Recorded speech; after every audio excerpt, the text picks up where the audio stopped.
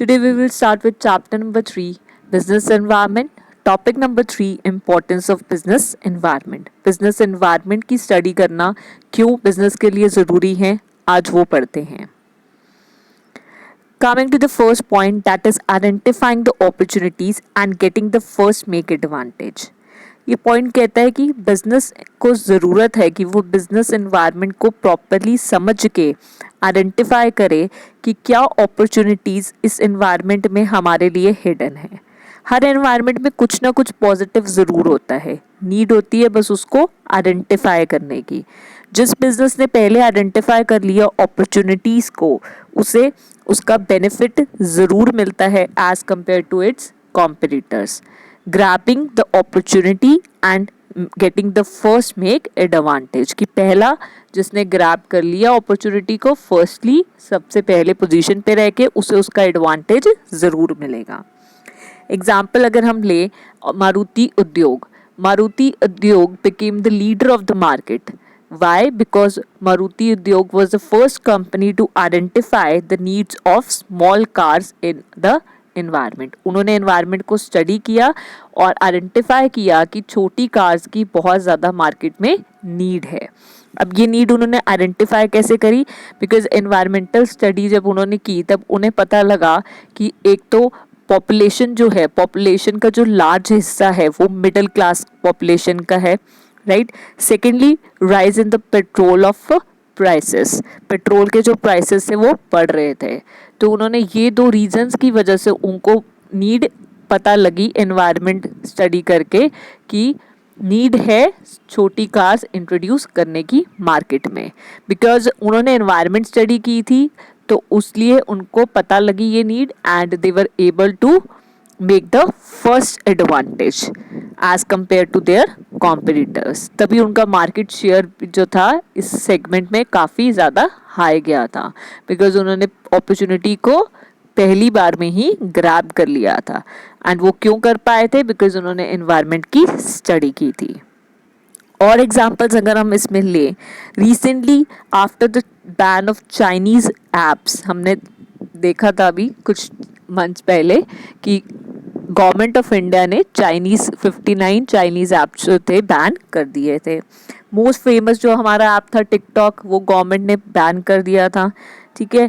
After the ban of the TikTok, MX player introduce the app called as टका टक.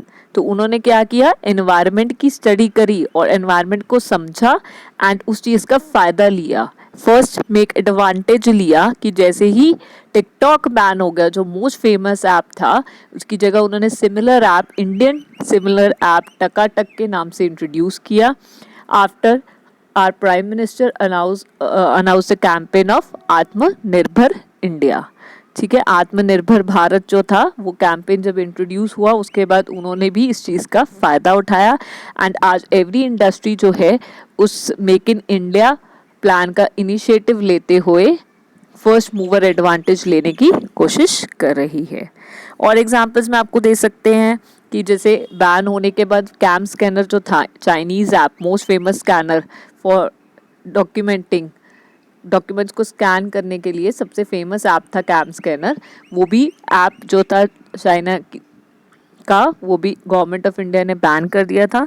After that उसके बाद हमारे पास वेरियस ऐप आए, इंडियन ऐप्स आए मेक इन इंडिया के इनिशिएटिव में, आत्मनिर्भर भारत के इनिशिएटिव में. दैट इज़ कागज स्कैनर आया, भारत स्कैनर आया. ये जो ऐप्स थे विद इन कुछ आवर्स ही इंडियन पॉपुलेशन में बहुत ज़्यादा पॉपुलर हो गए थे. सो उन्होंने क्या किया, उन्होंने एनवायरनमेंट की स्टडी करते हुए, एनवायरनमेंट को ध्यान में रखते हुए अपॉर्चुनिटी का फ़ायदा उठाया. Right. Coming to the next point, that is identifying the threats and early warning signals.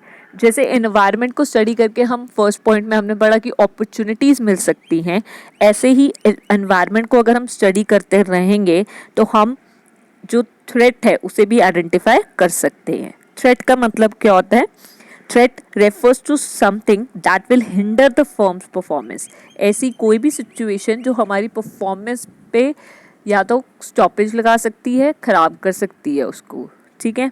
अगर मैनेजर्स अवेयर रहेंगे एनवायरनमेंट को लेके, देन वो आइडेंटिफाई कर पाएंगे टाइमली कि क्या थ्रेट्स वो फेस करने वाले हैं, एंड आइडेंटिफिकेशन करना will help them as an early warning signal. उन्हें पता लग जाएगा, एक सिग्नल मिल जाएगा कि कुछ को कल को सिचुएशन बिगड़ने वाली है, तो उससे अकॉर्डिंगली वो अपने आप को प्लान करके प्रिपेयर कर सकते हो सिचुएशन को टाइमली फेस करने के लिए, राइट। एग्जाम्पल अगर हम ले, रिसेंटली कोविड आया, कोविड पहले इंटरनेशनल कंट्रीज में ऑलरेडी आ गया था। अगर इंडियन ऑर्गेनाइजेशंस ने एनवायरनमेंट को पहले स्टडी किया होगा तो उन्होंने क्या किया होगा, उन्होंने पहले ही स्टेप्स लेके रख लिए होंगे कि उनको प्लानिंग करके रख ली होगी कि फ्यूचर में उनको पता है कि उनका काम डिसरप्ट होने वाला था, तो उन्होंने उस अकॉर्डिंगली प्लानिंग करके रख ली कि उनको कैसे उस सिचुएशन को फेस करना है, कैसे कोविड को फेस करना है।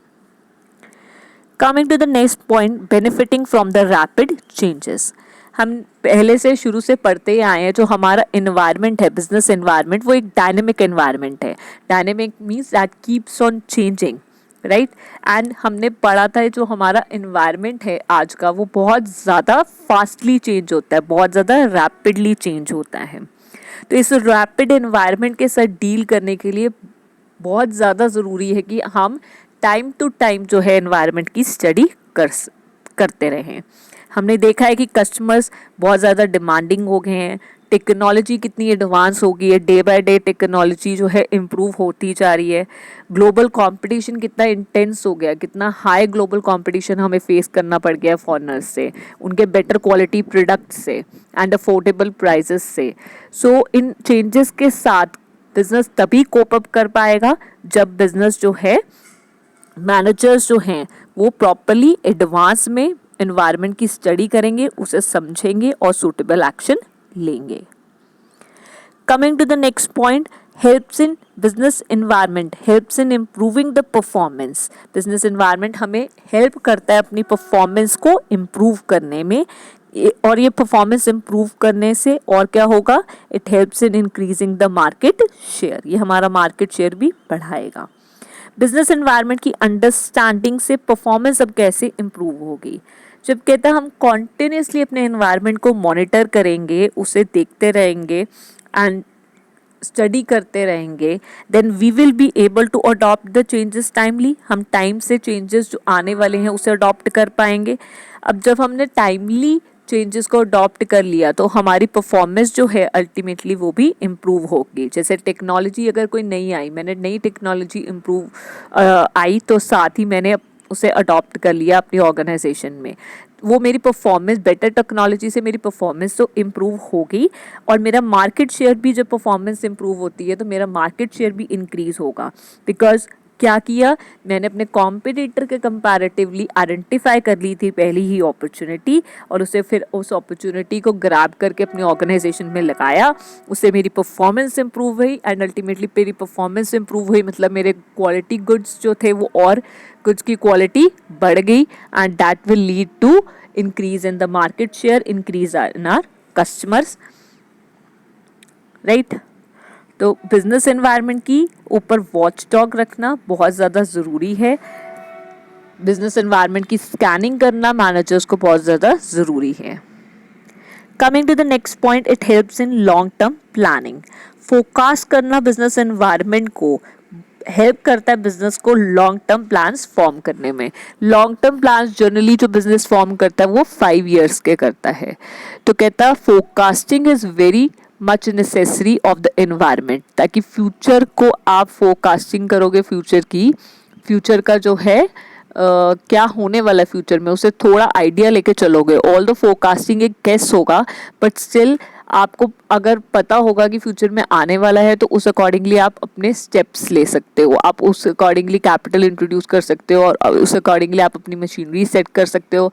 अगर आपको पता है कि फ्यूचर में इस प्रोडक्ट की डिमांड जो है इंक्रीज होने वाली है, तो आप उस अकॉर्डिंगली धीरे धीरे स्टेप्स लेके अपने ऑर्गेनाइजेशन में चेंज ला सकते हैं। लॉन्ग टर्म प्लानिंग अगर आपने करके रखी होगी तो ही आप फ्यूचर में बेटर वे से चल पाओगे। प्लानिंग प्रॉपर नहीं हो गई तो आप इमीडिएटली कोप अप नहीं कर पाओगे चेंज के साथ, एंड जब आप इमीडिएटली टाइम के साथ कोप अप नहीं कर पाते हो देन आपके लॉसेस हो जाते हैं, लॉसेस जो वो इंक्रीज हो जाते हैं, एंड ये भी सिचुएशन आ सकती है कि आपको जो ऑर्गेनाइजेशन है शट डाउन करनी पड़े। तो बेटर, अगर सिचुएशन ऐसी फेस नहीं करना चाहते तो लॉन्ग टर्म प्लान्स बनाओ, एनवायरनमेंट को स्टडी करके, एनवायरनमेंट को समझ के। Coming to the last point, that is it helps in tapping the useful resources. Business environment हमें यूजफुल रिसोर्सेज प्रोवाइड करता है। हर एक बिजनेस को कोई भी प्रोडक्ट बनाने के लिए असेंबल करने पड़ते हैं रिसोर्सेज, जिसे हम इनपुट्स कहते हैं। एग्जाम्पल अगर हम ले इनपुट्स की, हमें रॉ मटेरियल्स की रिक्वायरमेंट होती है, हमें लेबर चाहिए होता है, हमें पावर चाहिए होती है, हमें वाटर चाहिए होता है। ये सब चीज़ें जो है एनवायरनमेंट को बिलोंग करती है। हमें ये सब चीज़ें, ये सब रिसोर्सेज एनवायरनमेंट देता है। तो दुनिया का दस्तूर है एक हाथ दे एक हाथ ले। तो अगर एनवायरनमेंट से हम रिसोर्सेज लेते हैं तो एनवायरनमेंट एक्सपेक्ट करती है कि हम जो उन्हें आउटपुट दे रहे हैं वो अच्छी क्वालिटी का दे। कस्टमर्स को आउटपुट दे रहे हैं तो अच्छे क्वालिटी के गुड्स प्रोवाइड करें। अगर सर्विसेज दे रहे हैं तो अच्छी क्वालिटी की सर्विसेज दें। गवर्नमेंट को हम रिटर्न में आउटपुट देते हैं टैक्सेस के फॉर्म में। इन्वेस्टर्स को हम आउटपुट देते हैं रिटर्न की फॉर्म में, जो उन्होंने पैसा हमारी ऑर्गेनाइजेशन में लगाया होता है, हम उस पर कमा के उनको रिटर्न देते हैं। सो ये सब चीज़ें जो हैं वो आपस में इंटीग्रेटेड है, इंटर रिलेटेड है, जुड़ी हुई है। अगर एनवायरनमेंट से हम कुछ लेते हैं तो हमारी ड्यूटी बनती है, रिस्पॉन्सिबिलिटी बनती है कि एनवायरनमेंट को हम प्रॉपरली रिटर्न बैक भी दें। बिजनेस एनवायरनमेंट पे डिपेंड करता है इनपुट्स के लिए, एंड एनवायरनमेंट डिपेंड करता है बिजनेस पे आउटपुट के लिए। तो बहुत ज़्यादा ज़रूरी है कि हम एनवायरनमेंट की स्टडी करते रहें, ताकि स्टडी करते रहेंगे तभी हम समझ पाएंगे कि एनवायरनमेंट में कौन से रिसोर्सेज अवेलेबल हैं और उन रिसोर्सेज का बेस्ट यूज़ हम कैसे ले सकते हैं। ठीक है, तो ये समझ जो है हमें तभी आएगी अगर हम कॉन्टिन्यूसली एनवायरनमेंट के साथ चलेंगे। एनवायरनमेंट के साथ साथ चलते रहोगे तो आप खुद भी ग्रो करोगे, एंड आपका जो है कंट्री है वो भी डेवलप करेगा। So it is the essential need of the business कि वो एनवायरनमेंट को अपने साथ लेके चले, या ये कह सकते हो कि वो एनवायरनमेंट के साथ चले। राइट, दोनों को साथ में ही चलना ज़रूरी है। एनवायरनमेंट के बिना बिजनेस नहीं, एंड बिजनेस के बिना एनवायरनमेंट नहीं। Both are dependent upon each other. So that's the end of the topic. If you like the video, then hit the like button and also subscribe to my channel. Also click the bell icon so that you get notified whenever I upload the next video. Thank you so much.